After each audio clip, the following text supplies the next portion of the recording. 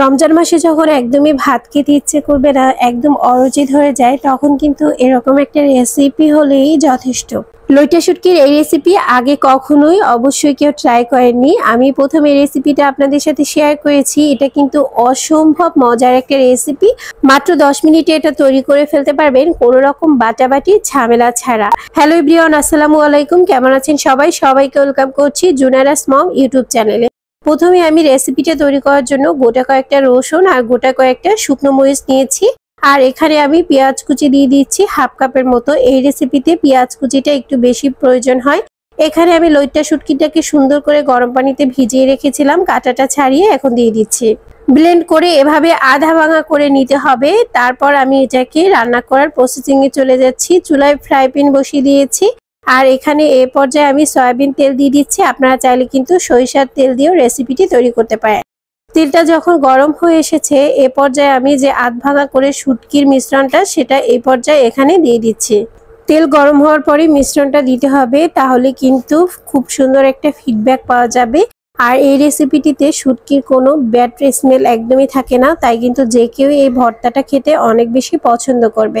যারা শুটকি কখনো খায়নি তারাও এই রেসিপিটা অনেক বেশি পছন্দ করবে, কারণ এটা অনেক বেশি মজাদার হয়ে থাকে। আর রান্না করতে একদমই কম সময়ের ভিতর হয়ে যায়, কম মশলায় হয়ে যায়, তাই এটা অনেক বেশি ইজি মনে হবে সবার কাছে। ভালো করে তেলের ভিতরে ভেজে নিচ্ছিলাম। এখানে 1/4 টিস্পুনের মতো লবণ, তারপর হচ্ছে গরম মশলার গুঁড়ো হাফ চা চামচ, হলুদের গুঁড়ো 1/4 টিস্পুন আর সামান্য পরিমাণ পানি দিয়ে দিচ্ছি। আমি এখানে এক টেবিল চামচের মতো পানি এখানে আমি ব্যবহার করেছি। এখন ভালো করে একটু নেড়েচেড়ে নিচ্ছি। চুলার আঁচটা মিডিয়াম লোতে রেখে আস্তে আস্তে করে এই শুটকিটা তৈরি করতে হবে, আর তাহলে কিন্তু এটা অনেক বেশি মজাদার হয়ে যাবে। আর এখন আমি ভালো করে পানিটা শুকিয়ে নিচ্ছি আর সুন্দর করে নেড়েচেড়ে নিচ্ছিলাম। আর কালারটা দেখুন কতটা সুন্দর হয়েছে। আর এখানে এ পর্যায়ে আমি 1 স্লাইস লেবুর রস দিয়ে দিচ্ছি। এতে করে শুটকির যে একটা ব্যাড স্মেল থাকে সেটা একদমই আসবে না। শুটকির ভর্তাটা খেতে অনেক বেশি মজা লাগবে। যারা লইট্টা শুটকি দিয়ে এরকম রেসিপি কখনো ট্রাই করেনি অবশ্যই ট্রাই করবেন। আমার মনে হয় লইট্টা শুটকি এভাবে রান্না করলে অনেক বেশি ভালো ফিডব্যাক পাওয়া যায়। এখন কিন্তু শুটকির গা থেকে তেলটা ছেড়ে দিয়েছে। ভাজতে ভাজতে ঠিক এরকম একটা কালার চলে এসেছে। এটাকে আরো একটু শুকিয়ে নিব। তার আগে এখানে আমি ধনিয়া পাতা কুচি দিয়ে দিচ্ছি। যারা পছন্দ করেন অবশ্যই ব্যবহার করবেন, যারা পছন্দ করেন না তারা এটা স্কিপ করতে পারেন। ধনিয়া পাতা দিলে সুন্দর একটা ফ্লেভার আসে, ভর্তাটার টেস্ট অনেকটা বেড়ে যায় আর খেতেও কিন্তু অসম্ভব মজা হয়। এখন ভালো করে আমি আবারও একটু নেড়েচেড়ে নিচ্ছি। আর শুটকিটা কিন্তু এই পর্যায়ে একদমই হয়ে এসেছে। তো আজকের রেসিপি কেমন লেগেছে অবশ্যই কমেন্ট সেকশনে জানাবেন। ভালো লাগলে লাইক শেয়ার কমেন্ট করবেন। বেশি ভালো লাগলে আমার চ্যানেলটি কিন্তু সাবস্ক্রাইব করতে পারেন।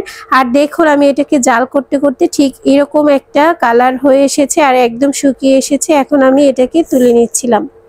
এটা গরম ভাত দিয়ে খেতে অসম্ভব মজা। যারা কখনো ট্রাই করেননি অবশ্যই ট্রাই করবেন, বারবার বলছি, কারণ এটা অনেক বেশি মজা। আর রমজান মাসে কিন্তু এরকম ভর্তা দিয়ে ভাত খেতে বেশ ভালো লাগে।